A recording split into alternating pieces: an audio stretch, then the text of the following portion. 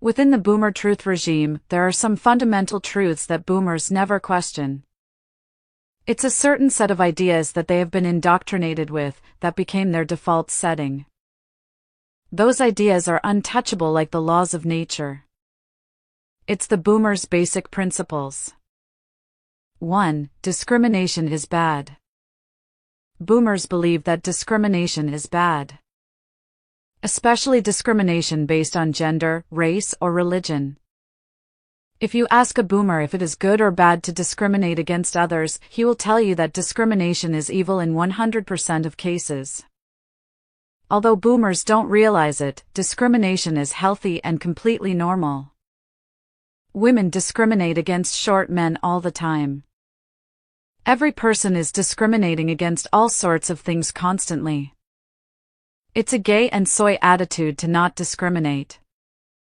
Discrimination is the most natural thing in the world, and people that don't discriminate against their enemies usually get wiped out. There is a special form of discrimination that is especially evil in the boomer's mind. It's discrimination for something that you haven't chosen. The concept goes like this: it is bad to discriminate against something that the other person did not choose voluntarily. For example, his skin color, his intelligence, his physical appearance, or the family he is born in. Although it seems compassionate, this is a very gay and very soy way of life. We aren't blank slates. If two poor and retarded people decide to have children, we shouldn't be obligated to provide for them. A boomer would say, but the child didn't choose to be born into a poor retarded family. This attitude is highly dysgenic and leads to more and more poor people reproducing like rabbits. This wouldn't even be a problem if it wasn't for the second abysmal boomer belief. 2. The state. The boomer doesn't want to take care of the old and needy himself, instead he wants the state to do it. He has an almost religious belief in institutions. Instead of caring for the elderly, he wants to send them to a retirement home. Instead of helping the needy, he wants the state to redistribute money. Instead of letting single moms starve to death like they deserve, he wants the state to hand them the money of the working man. In a base society, a single mom would have to be on her best behavior to find an incel that provides for her, but in a soy society, she can relax. Because the state is stealing money and redirecting it to her. But the boomer does not believe in just any state, he believes in democracy. 3. Democracy. This is one of the soyest and gayest boomer truths. Democracy is good.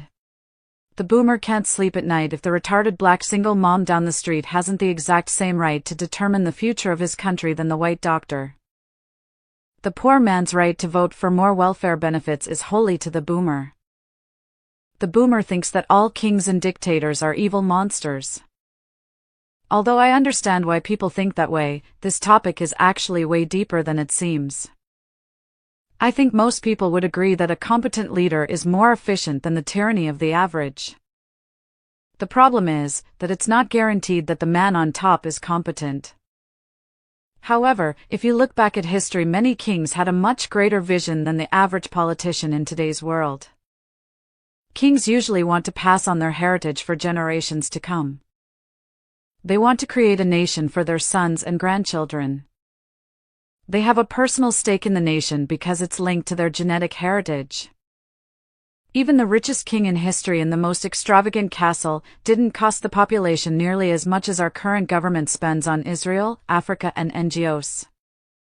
Instead of creating beauty, our current elites spend the money on the dysgenic programs, supporting the people that are the least productive. Everything became a race to the bottom. Of course, all of the things mentioned before are subjective. You might say, but Tails, shouldn't we give money to refugees? Shouldn't we give money to our biggest ally in the Middle East? Isn't Muhammad from Afghanistan that has been collecting welfare bucks for 10 years just as valuable as Thomas the doctor? And the answer is of course no. But it's still up for you to decide in which society you want to live. I watched Rehab Room's video in which he says that basically everything is luck and genetics, and I mostly agree with him, but he said it in a way that made it seem that this was a bad thing. This is an opinion most people nowadays hold, the opinion that equality is good. I think what people really mean is that being on the receiving end is bad. Equality in itself is hell on earth. Why would you want to live in a world in which everyone is equal? This video might seem a little harsh, but I think it is important for young men to question themselves. I see girls taking the L every single day of their lives and still repeating the boomer narrative. Young men have the factual power in the world. Boomers might have the democratic power because of the numbers, but young men keep society running. If young men rebel, it is over for society. I just want men that believe in the boomer truth to question themselves, what is in it for me?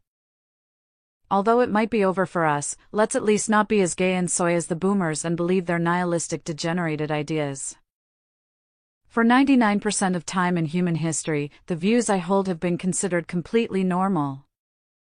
That doesn't mean that people were sinister, evil, or not compassionate, it just shows that the boomer framework is against human nature.